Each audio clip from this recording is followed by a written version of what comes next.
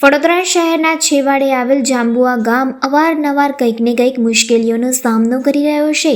હાલ અતિશય પડી રહેલ વરસાદના કારણે ઠેર ઠેર પાણી ભરાઈ ગયા હતા, જેમાં અગાઉ જાંબુઆ ગામ તરફ જતા બ્રિજ પર આ પાણીમાં એક 4-વ્હીલર ફસાઈ ગઈ હતી. ત્યારબાદ એક મોટું કન્ટેનર પણ ફસાઈ ગયું હતું. આજ રોજ વડોદરા મહાનગર સેવા સદને જાહેરનામું બહાર પાડ્યું હતું કે આજવા સરોવરના 65 દરવાજા ખોલી નાખવામાં આવશે અને પાણી છોડવામાં આવશે. તે છતાં લોકો પોતાના જીવના જોખમે પસાર થઈ રહ્યા હતા. તેવામાં 3 4-વ્હીલર ચાલકો આ પાણીમાં ફસાઈ ગયા હતા.